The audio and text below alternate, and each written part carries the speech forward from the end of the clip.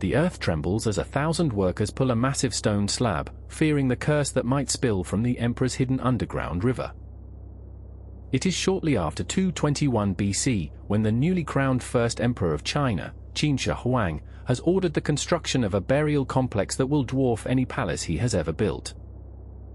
The command is simple: create a tomb that will protect his empire forever, a subterranean palace where the afterlife mirrors the living world. Yet, the very ground beneath the hills of modern Lebanon seems to resist, as if the land itself knows a secret too dangerous to be uncovered. The first beat of the story begins with the imperial vision. After years of relentless warfare and the imposition of legalist reforms, Qin Shi Huang turns his gaze to eternity. He summons a legion of laborious farmers conscripted for the corvée, prisoners sentenced for minor crimes, and skilled artisans recruited from across the newly unified realm, to carve out a necropolis the size of a small city. The workers dig deep into l'earth, a fine, wind-blown earth that crumbles at the touch of a shovel yet holds water like a sponge. Because l'earth can collapse without warning, the builders line the shafts with timber and rammed earth, creating a network of tunnels that snake beneath the hill. Contemporary records, such as the asterisk records of the Grand Historian Shiji by Sima Qian, note that the emperor demanded a river of liquid metal to flow forever in his afterlife, a river that would keep his body cool and his spirit nourished. The text does not name the metal as silver. Later commentators have sometimes rendered it that way, but the original description points to a reflective, silver-looking substance that scholars generally identify as mercury. The second beat escalates when the construction crews encounter an unexpected sheen in the earth. According to the Shiji when the inner chambers were being sealed, a flood of mercury, known in ancient Chinese as a liquid gold for its bright, flowing appearance, burst forth, filling the underground palace to a depth of several meters. Mercury was prized for its reflective surface, its rarity, and the belief that it could ward off evil spirits. Modern scholars caution that Sima Qian was writing several centuries after the tomb's construction, relying on court records and oral tradition, so the description may blend observation with symbolic embellishment. Nevertheless, the account records that workers were terrified, and a later legend grew that the river would rise if the tomb were ever disturbed, a curse that would poison any who dared to enter. The third beat brings us to the massive sealing operation. The emperor's court ordered a prodigious quantity of mercury to be poured into the burial chambers. Estimates suggest that the amount could have been on the order of tens of thousands of kilograms, though the exact figure remains debated because contemporary inventories list the material in bulk units rather than precise weights. The liquid metal was channeled through bronze conduits, filling basins, artificial lakes, and even a miniature model of the Yangtze River that Sima Qian describes as a centerpiece of the underground palace. Contemporary observers noted a metallic vapor that clung to the air in the tunnels, a smell that made the laborious cough and whisper that the river would flow forever, forming a living barrier against grave robbers. The sealing ceremony, according to later court chronicles, involved ritual offerings of jade, silk, and food, all placed on top of the mercury-filled basins before the final stone doors, each weighing several tons, were hoisted into place. At the midpoint, a turn shatters the accepted narrative. In the late 20th century, Chinese geologists equipped with ground-penetrating radar (IGPR) and magnetometers began to scan the mound that covers the tomb. The surveys detected anomalous reflections consistent with high-density material at depths corresponding to the described chambers. A 1970s field report by a team from the Institute of Geology notes a faint metallic scent when drilling near the perimeter of the mound, suggesting that some mercury may have seeped into surrounding soils. However, a later study published in the early 2000s, employing soil chemistry analysis, concluded that the majority of the mercury likely evaporated over 2 millennia, leaving only trace residues detectable in the immediate vicinity of the tomb's outer walls.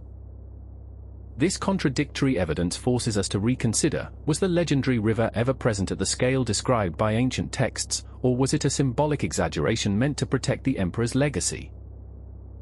The scientific community remains divided, with some scholars arguing that the mercury could have been confined to sealed bronze vessels, preserving a small amount, while others point to the lack of measurable mercury in recent core samples as evidence that the river was more myth than reality.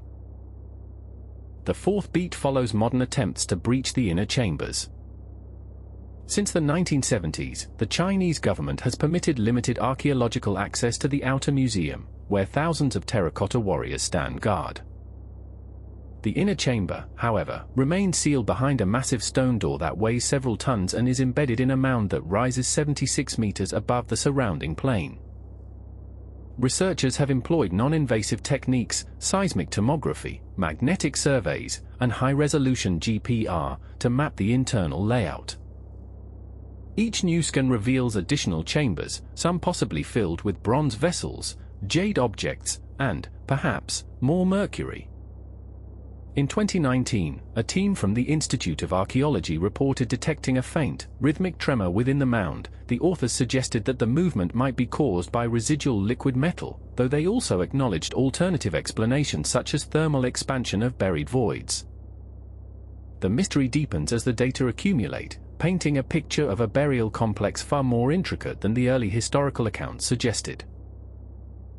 The fifth beat intensifies with the cultural impact of the Mercury River legend. Over the centuries, the story has seeped into folklore, inspiring poems that warn of the emperor's wrath should his tomb be violated. Legend has it that local villagers near Eleven claim that, on the night before a heavy rain, a silvery sheen appears on the surface of a nearby pond, as if the underground river is trying to escape. While such anecdotes are difficult to verify, they illustrate how the legend has become woven into the landscape's collective imagination. In modern media, the tomb is frequently portrayed as a booby-trapped labyrinth of liquid metal. Films, video games, and novels draw on the image of a shimmering river that can poison intruders. These dramatizations, while sensational, keep the public's fascination alive and encourage ongoing interest in the real archaeological questions. The sixth beat examines the technical challenges of preserving a site that may still contain mercury. Mercury is highly toxic, and any disturbance could release vapor that would endanger workers and nearby residents. Conservationists therefore advocate for a preserve in situ approach, arguing that the safest course is to leave the inner chambers untouched until a method can be devised to neutralize or contain any remaining metal. Some scientists propose using encapsulation techniques, injecting inert gases or sealing the chambers with impermeable membranes to prevent further evaporation.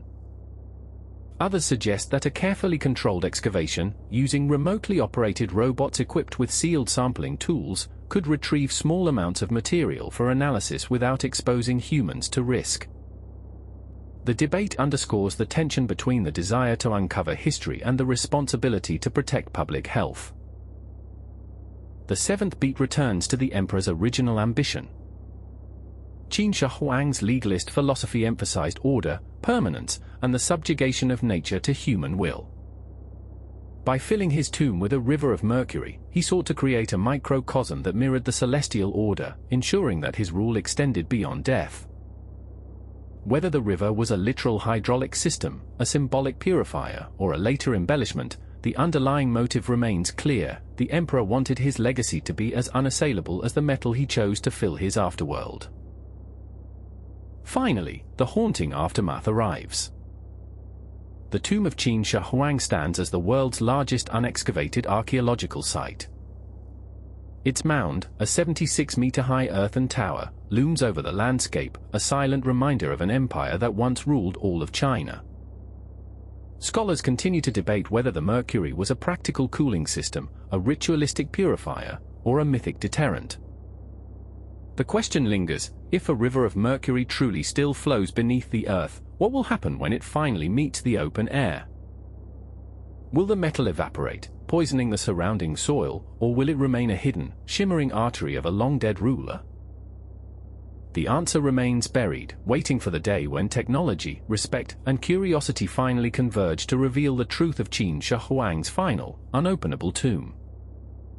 The story ends not with a neat conclusion but with a lingering whisper: beneath the hill, a silvery river may still be waiting, its surface reflecting a past that refuses to be fully uncovered.